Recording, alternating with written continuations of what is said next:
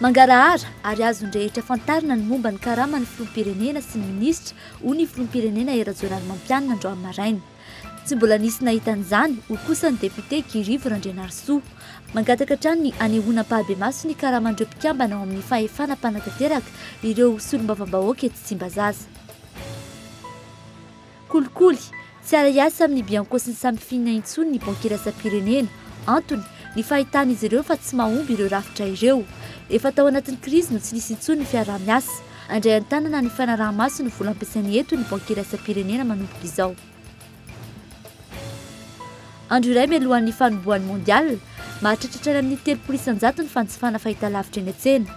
Mandeha ihany koa ny tsenan'ny fanamboarana fahitalavitra ny finday hatramin'ny famataran'ora misy fanaitra. Efa mivona mondial ny mpankafy baolina kitra malagasy, etsakilany tsy hisy ny délestage hoy ny tompona ndraiky mpanjakana.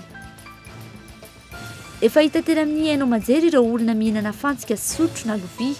Eto indray, teratany anglisy mitelina tody masaka na ny œuf dur. Tsy misy nanalana na ny tamaviny na ny tapotsiny. Zava-bitany Guinness entina amaranana izao fampalam-baovao amin'ny tian'ity. Ny andindinina betrano.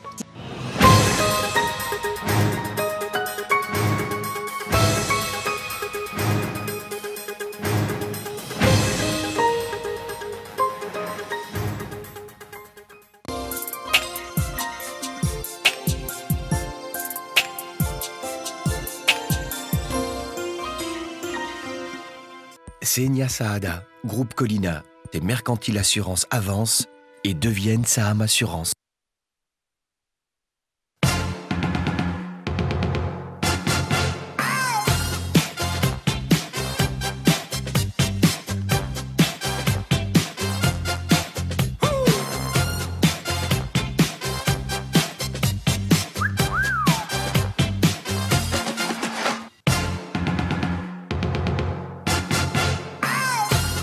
Vivez la fête de l'indépendance et le Coupe du Monde avec Essence et Changrang, représentant exclusif VAOVAO. Amizay fa raiky tsara ela ny andrasa tenisa any eny ty lira vo lira bandy Cyril ao Antsahamanitra ala 12 jona amin'ny telora olo Cyril sy ny folongony da atora be ny tsara olo ga etsetsetsetra ry bandy sy tagaka ty lira vo lira ty sovalina vo ty zany tatika lesa rety de tonga ijery fiety. Sponsor BKG, Comadis, média officiel, Dreamin, partenaire Titandrazan, RDJ, ASM Radio, Cool TV, Mamicom. Un événement One Vision.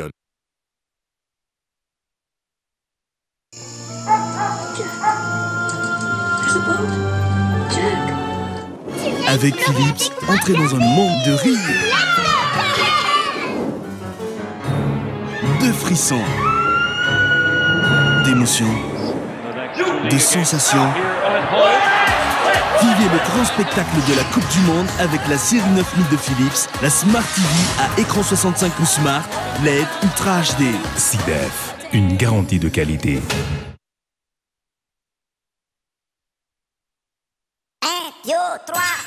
Fantatro fa en formula satria mampiasa formula madio ery zato nifony la satria borosina amin'ny formula tiary misy vaovao mahasoa mahafinaritra zato amilay zay mividy formula roa dia mahazo borosy nify ray maimaim-pona fianao nga ahoana ie tena maimaim-pona ararô dia tsy isan'andro fa voafetra ihany le fotoana mandehana takeden'izao a hiazaka zao eny amin'ny mpivarotra mahazatra anao makaroa amin'ny dentifrice dia mahazo ray amin'le borosy nify formula. Senia Saada, groupe Colina, des mercantiles assurances avancent et deviennent Saham Assurance.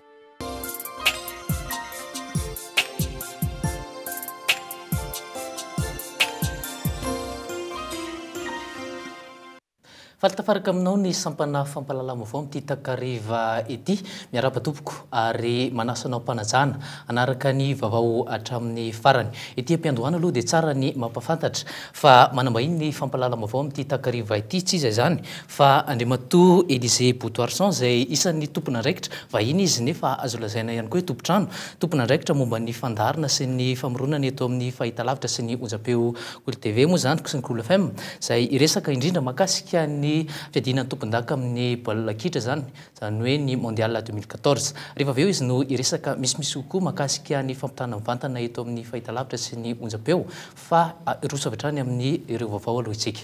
Eo amin'ny pejin'ny politika ary dia teboka telo no navoatra ny filoham-pirenena tetsy Ampatongavana rehefa nanontania ny mpanao gazety momba ny raharaham-pirenena.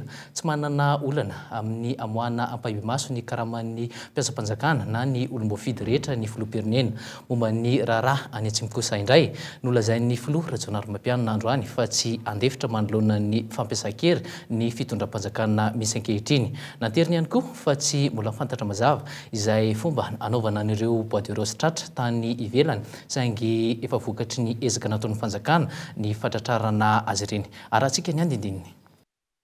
Manodidina ny 5,700 bolabola ireo bois de rose tratra tany ivelany hatramin'ny fiandohan'ity taona ity raha atambatra. Isan'izany ireo tratra tany Kenya, Sri Lanka ary Singapour amina miliara $.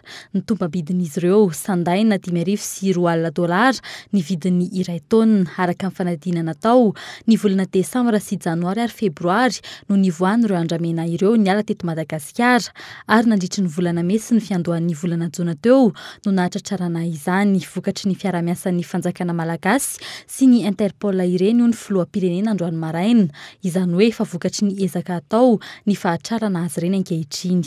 Na mandeha eto raha izy misy andro zay tratra any ivelany ka matsara ny marina zavatra zay ahoana naovana azy rehefa avy eo.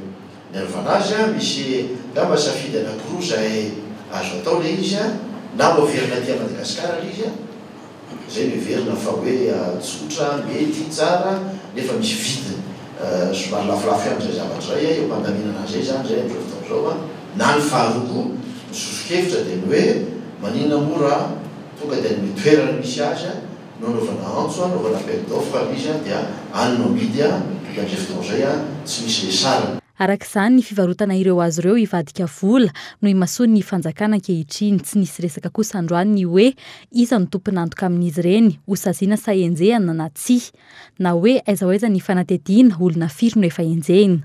Fantatra ihany koa etsy ankilan'izay efa fampiasana hery amin'ny endriny hafa ny zava-mitranga ny atsimo izay nahafaty olona hatrany amin'ny 10 no ny asan-dahalo ka tsy andefitra ny fanjakana. Tsy hiandry ny fifampiresahana eo amin'ny samy malagasy sy ny hetsika atao ho ny filoham-pirenena.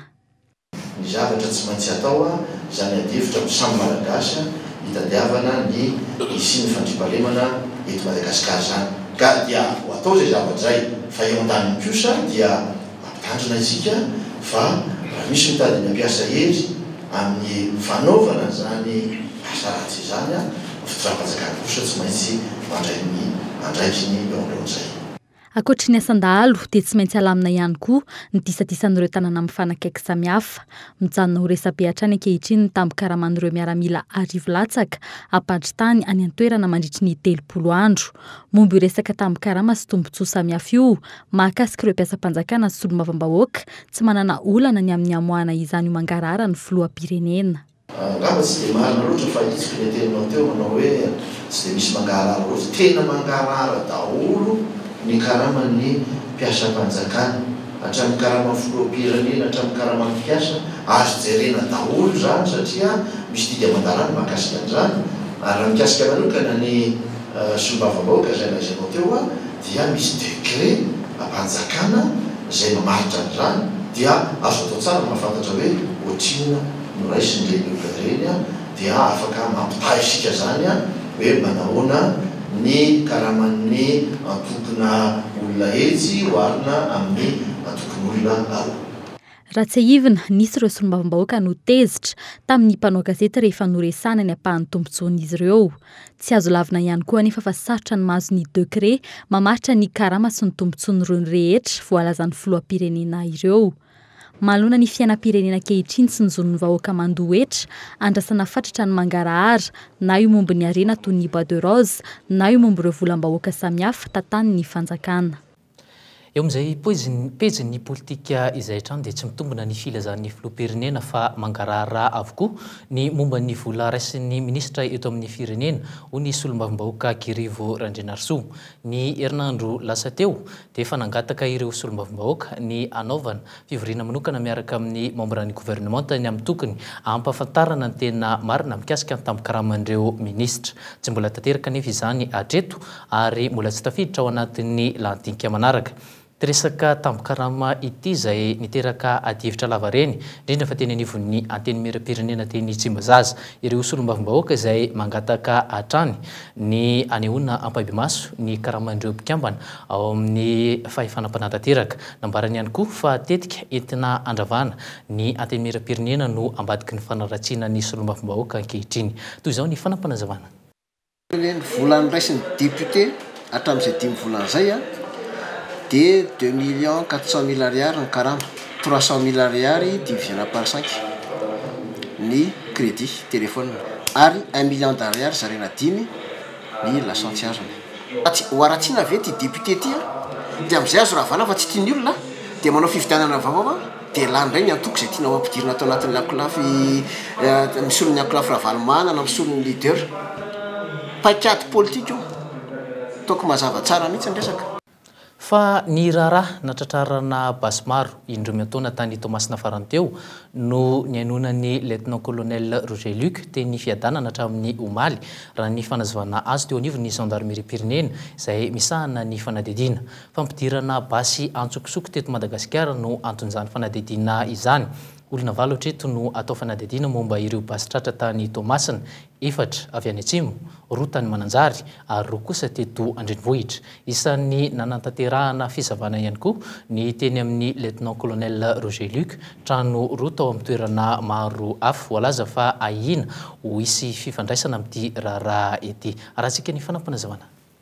Efa nazo zany le ordre de perquisition zany dia nandeha teny amin'ny toerana ireo mpanafamporona ary sy présenté moa zany fa rehefa eo moa zany vao nilaza ny tao an-trano hoe trano colonel Roger Luc nefa moa baiko avy amin'ny fisarana tsy maintsy nitanterana fa ny natao zany fisavana tao moa zany tsy nahita ninino fa ny tsara ho marina tsy ny tranon'ny colonel Roger Luc irery akory no misavaina nandritra ny amin'ny famotorana mahakasika ny basy amin'ny fahitana basy amin'ny portny Tamatavy iny abidabe ireo trano anisan'izany ohatra ny teny amin'ny kazerna ny FIGN zany hoe misy zany ny fizavana trano hatrany anaty kazerna ny gendarmerie pirenena trano gendarme ary tsy teto Tananarivo ihany fa misy zany hatrany Betroka, Moramanga, Toliara, Tamatavy ary misy zany ny tranona fonctionnaire ohatra hoe ny douanier reny anisan'ny misavaina daholo. Eo amin'ny pejy sosialy kosa indray no anivozantsika ny fampahalalam-baovao.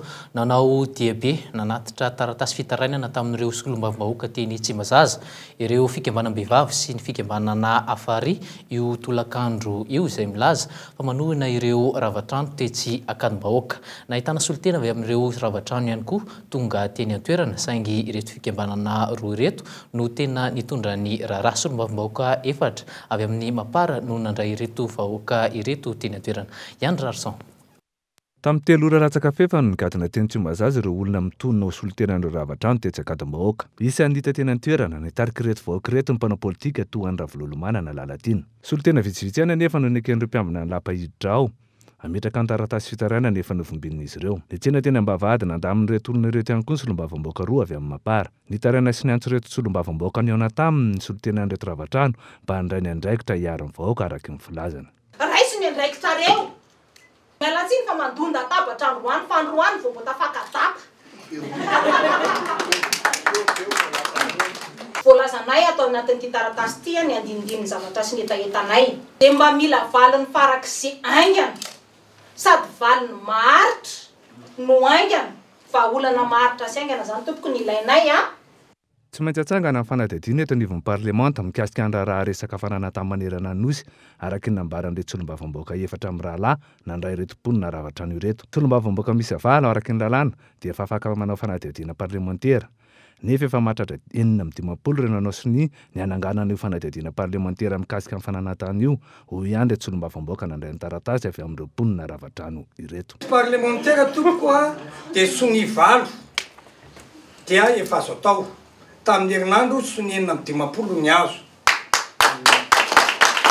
ary ny olana amin'ny fananantany manerana Madagasikara dia ho adidina avokoa efa mivory ny komision tamin'ny alakamisy teo ka akabe androany nandeha ny ordre du journée nandray fitenenana ka nisy télé nareo tao hoe aiza lisy fa teo tsy hita tampoka teo ndray na izany ny tena ansana na ny tetsakan-bahoaka hatreto aloha didim-pitsarana avokoa na ahafahany vatany niaraka tamin'ireo mpitandro filaminana na fandravana ireo trano am-polony maro ho an'ny tetsina ansana tany-panjakana nobidona no nahatonga ny olana momba ny tetsakan-bahoaka indray tany-panjakana novidian'ny orinasa-panjakana iray tamin'ny vidiny 1 franc symbolique izay naverina mity fandroany tamin'ny filateksa tamin'ny taona 2017 izany hoe efa raharaha efa tany amin'ny 20 taona lasa ity miverina misy olana ankehitriny ity.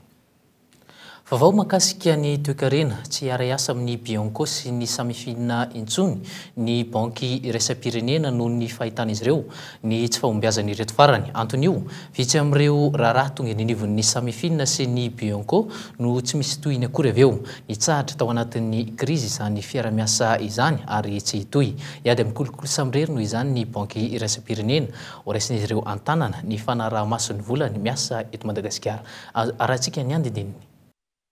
Filiko bay ho an'ny fanjakana malagasy, karavasy ho an'ny Bianco sy ny samifina. Tsy antenaina iverina amin'ny fiara-miasa miaraka amin'ny banky iraisam-pirenena.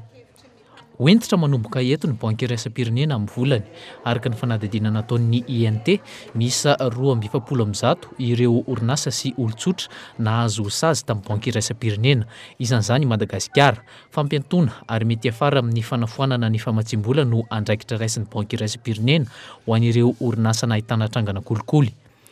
Na dia tany andalam-pandrosoana aza i Madagasikara azo tanterahana tsara eto ny fanjakana tsara tantana sy ny fangaraharaana amin'ny resaka kolikoly raha ny tatitry ny banky iraisam-pirenena ny zava-misy anefa ny tombontsoa no loha laharana ho an'ireo sehatr'asa maro manomboka any amin'ny fitondrana hatrany amin'ny asa madinika. Ça c'est l'année 2013. Taona tena 2014 ireto firenena reto nanao lalàna mahakasika ny fahalalahana amin'ny fahasoam-baovao sy ny fanjakana tsara tantana. Indrisy anefa ao Madagasikara tsy mbola nanao izany ny fitondrana malagasy hatreto. Tombontsoa maro no azo raha toa ka tanteraka zato isan-jato eto Madagasikara ny fanjakana tsara tantana sy ny tsy fisian'ny kolikoly. Raha ny fanazavana avy amin'ny tompona andraikitry ny PGDI efa manomboka hitataratra ny anivon'ny sampandrarahy ny fotony ny fangaraharana sy ny tamberina any amin'ireo vahoaka iadidiana. Ho an'ny commune Nosy Zato Andrefana izay isan'ny asan'ny PGDI izao ohatra dia amin'ny alalan'ny peta-drindrina sy ny haino aman-jery no isehon'izay tamberina izay amin'ny vahoaka. Misy ihany koa ny départementa manokana misahana ny fanelanelanana eo amin'ny vahoaka sy ny commune. Ireo comité des sages ireo zany dia miainga any fokotany ihany atao hoe olobe ray aman-dreny ihany malala ny toe-drahahany dia miara mamolavola zay tetikasa mety ilainy eto amin'ny commune izy ireo ary dia mampity izany aty amin'ny commune ary avy eo ny commune indray manao le tamberina andraikitra mamerina izany any amin'ny vahoaka milaza amin'izy ireo fa voaray ny sosikevitra natolotra izy ireo. Singa telo no ahafahana mametraka ny fanjakana tsara tantana raha ny fandrazavan'ny banky iraisam-pirenena voalohany ny fandraisana anjaran'ny mponina ny fangaraharana ary farany ny tamberina andraikitra avy amin'ireo sampandraharaha. Isy mpiara-mombona antoka hafa ve anaraka ity fihetsika ny banky iraisam-pirenena ity tsy ara-iasa amin'ny samifina sy ny Bianco intsony. Raha ny fantatra dia amin'ny volana aogositra ho avy izao no hifarana ny programa PGDI. Fa tsy misy ifandraisany amin'ny Al-Qaïda ary mirona bebe kokoa any amin'ny resaka areti-tsaina. Io aloha hatreto no tombatombana avy amin'ny mpitandron'ny filaminana momba ny zavantranga omaly teny Vato Ratsahivona teratany karana iray omaly no nitontena fa nitondra bomba tao anatin'ny sakosiny nampisahotaka ny teny Vato io zavantranga io omaly ariva. Arahantsika ny andindininy. Asa fampiororoana Al-Qaïda Ben Laden ireo no teny niverimberina nandritry ny ora iray mahery teny Vato omaly volakandro. Lehilahy teratany karana iray nitontena ho nitondra bomba tao anaty fiaramanidina mihazo any La Réunion niemitra ny sidina noho izany. Ny zava-nisy omaly ariva tokony ho tamin'ny efatrora rehefa tsy navelan'ny tompony andraikitry ny fiaramanidina ifoka sigaro io lehilahy teratany karana io dia nanomboka ny tabataba. Ny afara tamin'ny famoahana azy ivoaka ny fiaramanidina nefa izany. Teo nilazany fa misy bomba ao anatin'ny sakosy izay nentiny. rehefa nataony fisavany tsy nisy izany tao. Raha ny vaovao azy teo anivon'ny zandarmarim-pirenena io maraina io, tsy misy ifandraisany amin'ny asa fampiroroany ity nitranga teny Ivato ity. Ary etsaina ny namaritan'izy ireo nanjo iteratany karana io. Ity farany izay nalefa nozahany mpitsabo rehefa vita ny fisavany natao azy. Manodidina ny roapolo isanjaton'ireo vahiny mila ravinahitra eto no indo-pakistanais, izy ireo no be indrindra aorian'ny sinoa sy ny frantsay. Miantsehatra eo amin'ny asa fandraharahana momba ny fivarotana ambongadiny sy ny volamena ny ankamaroan'izy ireo, ary manana fikambanana eto Madagasikara tsy mahalala na inona momba ilay indo-pakistanais iray nalaza fa nitondra bomba teny Ivatomali ny ankamaroan'ireo nanontanianay androany. Sarotra ihany koa ny nahazo sary sy ny feo azy ireo. Mahakasika ilay resaka bomba izay nalaza teny Ivatomali dia efa natao ny fanontaniana ireo karana izay monina ity sary lalàna dia nanambara izy ireo fa tsisy ifandraisany amin'izy ireo ny zava-tranga omaly. Ny ankamaroan'izy ireo ary moa dia tsy mahafantatra mihitsy ny fisiany izay tranga teny Ivato izay omaly, fa raha nambaran'izy ireo hatrany dia tranga manokana piseho ihany ny zava-tranga teny Ivato fa tsisy ifandraisany velively amin'izy ireo sy ny fikambanana izay misy an'izy ireo. Fa andro iray mialohan'ny fanombohan'ny mondial dia tsy isy ny délestage hoy ny tompona andraiki-panjakana. Etsekilan'izay nefa fahitalavitra vaovao, fanamboarana fahitalavitra efa-tota famantaran'ora misy fanairana na ny revay izany. Finday ahafahana mijery télé, izay no nalaza nanomboka androany. Tafiditra tanteraka ao anatin'ny fiomanana ijery mondial avokoa ny ankamaroan'ireo nivezivezy tetsy Analakely nanomboka androany. Mikael Ramarolahy. Hatramin'ny valora maraina ny sokafan'ity tsena iray ity, hatramin'ny 10 sasany nandalovanay teto izany hoe tao anatin'ny 2:30 minitra olona 7 nividy fahitalavitra teto ny lehilahy iray. Avy any Fianaratsoa izy ary niakatra manokana hividy fahitalavitra. Sarotra fanomanana satria sahira kely natay koa tasara teo dia efa natao batitra tamela izany hoe agnomagna Coupe du Monde zao izany vao fotoana hoe nafenona le vola dia vao niakatra amin'izay izany hividy an'ilay entana. Mandritry ny iray volana, mihevitry ny andavo fahitalavitra 10 na 520 isan'andro ity mpivarotra iray ity, ato anatin'ny iray volan'ny fiadiana ny amboary eran-tany. Nahitana taratra ny fahatsaran'ny tsena ny zavaniseho androany. Mpanjifa zany lasa amin'ny misy mondial dia lasa mividy télé daholo e. Niakatra 30 isanjato zany raha jerena isany andavanandro amin'ny olona vidy télé amin'izao fotoana. Niombonan'ny ankamaroan'ny mpanjara fahitalavitra izany amin'ny ankapobeny. Ho an'ireo tsy mividy, maro ireo manamboatra ny fahitalavitra. Tsy lavitra ireto mpivarotra ireto, sakisaky ny ora iray no misy fahitalavitra hoentin'ny tompony, amboariny eto amin'ity mpanamboatra iray ity. Maromaro zany nandrisy nanomboka tamin'ny lasinainy nakaty. Le akaiky mondial ny tena antony angamba. Inenay ty manko fa marika talolo dia mba hita hoe mba matanjaka zany. Vetivety dia vita ny fahitalavitra namboarina amin'ny itony toerana itony. Miandry azy eo ny tompony matetika rehefa saika hananan'ireo mpanamboatra ireo piesy matetika ny simba. Tsy ny fahitalavitra ihany fa hatramin'ny finday no be mpividy manomboka androany. Mandeha zao ny telefona misy télé amin'izao fotoana izao satria Coupe du Monde tsy andaniny ny olona koa mandeha any anaty bus rehetrarehetra any. Hatramin'ny nahatongavan'ny finday misy télé teny anivon'ny tsy vitsy ireo avy any ambanivohitra no mihazakazaka mividy izany. Nandeha hatramin'ny tsenan'ny famantaran'ora misy fanaitra ihany koa androany. Ny vidianako an'ity zao amin'ilay baolina mandeha amin'ny alina be zany. Ny resaka délestage sy ny vaika ny herinaratra ambany kosa no ahian'ny mponina nanome tokony minisitra momba izany. Niezaka ihany zany ny tompona ndraiky ministera hoe mijery tsy hampisy an'io délestage io. Zay voalohany. Faharoa, efa namparantena ny jirama rehefa nangatahany ny fanjakana fa tsy tokony hisy aloha délestage. Arak'izany maro ny malagasy no tsy manao ambanin-javatra ny fijerena baolina ary manaraka akaiky sy mankafy ity mondial ity. Amin'ny ankapobeny ireo ekipa afrikanina no tena rain'ny malagasy sy maso akaiky amin'ity mondial ity ankoatry ny Brezila sy Allemagne. Ho antsika mpankafy ny baolina kitra moa zany dia anisan'ny mampita mivatana ihany koa ny fahitalavitra kolo sy ny onjam-peo KOLO FM, izany hoe ampita mivatana io fiadiana tompon-daka eran-tany amin'ny lalao baolina kitra fiadiana mondial 2014 io. Fa intsika androany Rendrematoa Élysée Boutorson izay isan'ny tompona andraikitra avy eto anivon'ny fahitalavitra kolo sy ny onjam-peo. Inona no azo ambara amin'izay fampitana eto amin'ny fahitalavitra sy ny onjam-peo izay? Ia, saotra besaka anao faly miaraban'ny mpijery ny fahitalavitra kolo aloha zany dia faly miaraban'ny Nandranira Johnson ihany koa dia saotra besaka amin'ny fandraisana amin'ity plateau ity.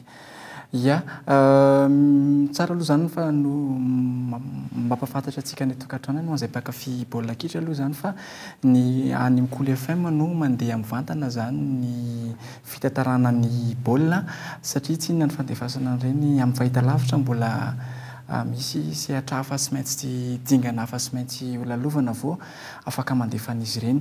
Dia mahakasika an'izay ho an'izay manana fahitalavitra mandeha amin'ny zana-bolana zany dia tsara zany mampafantatra fa raha ny tena marina mba hialana amin'ilay disadisa isan-karazany amin'le resaka anjoronysoratra izany zany dia tsara zany mampafantatra fa ny ora eto Madagasikara zany andehanan'ny fanokafana fomba ofisialy na hoe ny cérémonie d'ouverture dia amin'ny 6 ora sy 10 minitra alina.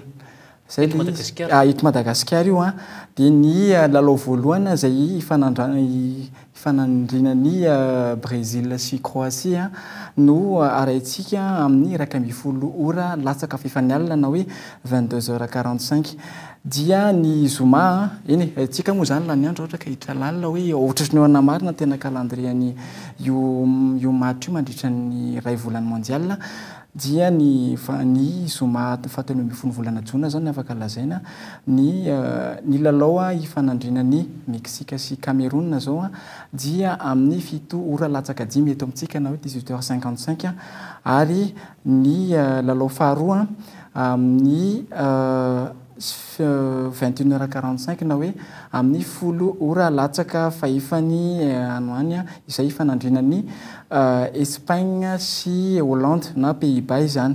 Dia ohatr'izay zany ny fizotrana zany fa raha ny tokony izy manaraka ny andro faharoa foana amin'izay zany ny inona moa zany zany ny calendrier-ny match mandrapatapitra. Ohatrotry ny ahoana ny fandaminantsika eto amin'ny kolo zany any resaka hoe fanarahana an'io fiadina ny tompon-dakeran-tany amin'ny baolina kitra io.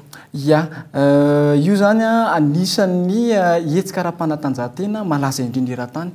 Tsy azo lavintsika angambizay na dia ohatra ny Jeux olympiques. Dia arak'izany manokana fotoana ho an'io koa zany ny télévision-kolo sy ny fahitalavitra efa voatsitoko tery am-boalohany moa zany mahakasika an'izay ny ho an'ny onjam-peo zany. Dia ho an'ny fahitalavitra indray zany izy fandaharana zany efa hitantsika ihany ny bande annonce mandeha amin'ny fahitalavitra efa nanomboka andro vitsivitsy zay misy an'izay team mondial 2014 izay fandaharana manokana zany izy io miompana indrindra amin'ny mondial 2014 izany. Dia izy io mahafandarana manokana zay dia mandeha mivantana eto amin'ny KOLO TV amin'ny 7 ora sy fefany alina. Dia ao anatin'ireo ao anatin'io zany misy inona moa zany ilazako azy famakafakana na analizy misy ihany koa zany ny perspective zany ny match manaraka zany mety ohatrany ny ahoana fisotro ny match ohatra hoe ho an'ny Brésil sy Croatie ohatra hoe horesahana mahakasika an'izay ao anatin'io fandaharana manokana io avokoa zany zany rehetrarehetra zany.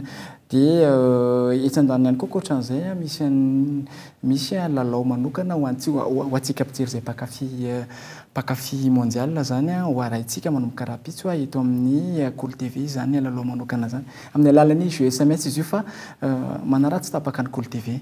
Verina kely amin'ny resaka fandaharana iza daholo le ny resaka ao anatin'le olona voakasika sy resaka ao anatin'le fandaharana inona nampiavaka anazy ataoko hoe anisan'ny fandaharana le karazam-pandaharana ohatr'izay zany matetika any ampitan-dranomasina no tena matetika ahitantsika azy zany ka le team mondial 2014 zany dia nanasana olona consultant le antsoina hoe consultant ireny izay ataoko hoe manam-pahaizana manokana mahakasika ny atao hoe baolina kitra zany izy io ho hitantsika eo ny mpanazatra ny équipe nationale taloha ohatra zany ohatra fotsiny zany dia miaraka amina mpandolotra anankiray ihany koa zany izy io dikan'izany mandritra n'le fotoana eo anelanelan'ny match tsinona zany io fandaharana io mandeha zany hoe intermatch zany dia amin'iny zany manasa anareo zany zay anaraka ny KOLO TV raha te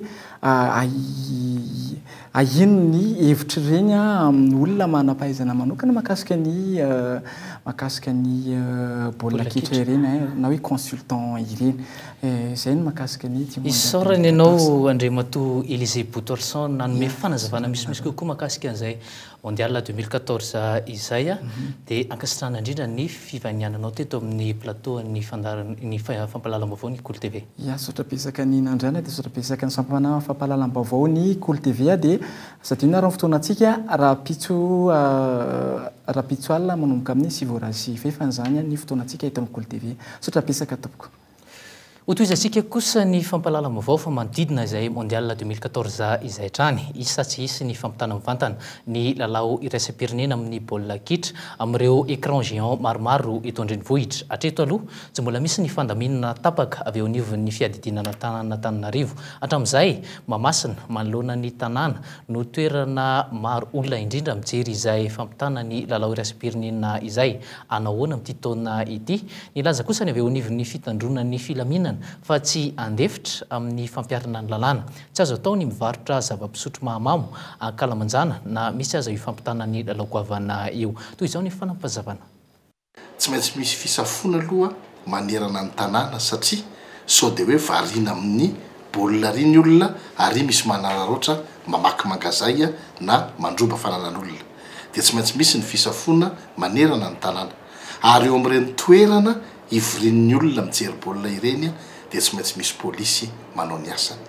Efa voarara ny fivarotana toaka ankalamanjana tsy mivaza any izay lalàna izay rarana ny mivarotra toaka ankalamanjana ny fivarotan-toaka tsy maintsy midy amin'ny 7 alina dia tsy misy hoe satria misy lalao baolina mondial ity dia mivaky kely ny lalàna fa rehefa hoe midy amin'ny 7 ny bara dia midy amin'ny 7. Eo amin'ny trangam-piarahamonina kosa indray dia tsy fantatra intsony amin'izao hoe iza no olon-dratsy olona valo ary misy manam-pahefana maromaro no voatana teny amin'ny polisy noho ny raharaha alatromby tany amin'ny commune Andranovelona distrikina Ambatolampy azavady tamin'ny herinandro lasa teo taorian'ny fianoan'ny fitsarana azy ireo dia nidoboka amponja ny lehiben'ny fokotany ny mpandroaka omby ary ny lehilahy iray mpangalatra omby nahazo fahafahana vonjimaika kosa ilay délégué-ny commune mpivarokena vétérinaire iray ary ilay quartier mobile raha tsika ny fanampanazavana mahakasika izay.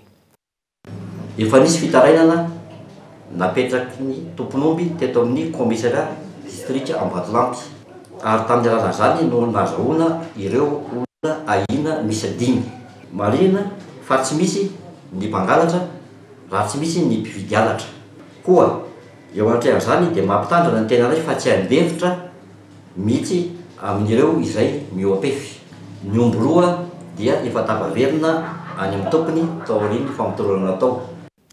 Fandre matetika ny hoe olona mihinana fantsika na sotro na lovia eto ndraiky kosa dia teratany anglisy mitelina atody masaka na œuf dur zany tsy misy nanalana na ny tamavony na ny tamenany na ny tapotsiny azafady zava-bitany Guinness entina amaranana ny vaovao androany araha oviatrany ara.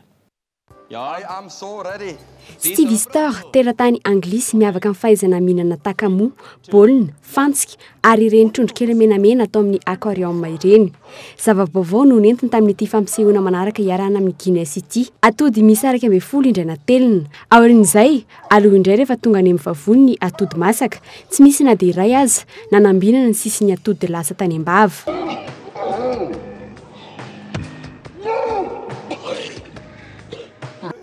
70 taona izy Star amin'izao fotoana izao ary mpanao fampisehoana amin'ity fahaizana iray ity any Royaume-Uni. Efa taona no nianarana nanao toy izao ary tsy mitsahatra ny mitady zava-baovao ny lehilahy hanomezana fahafaham-pony mpakafy azy sy anatrarana fanambina petraka.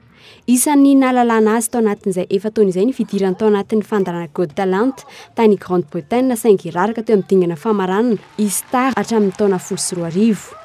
Tamin'ity farany ity sambany ary tsy nampoziny na voarakitra ny anarany tao anatin'ny boky Guinness izay ahitana ny anaran'ireo olo malaza eran-tany.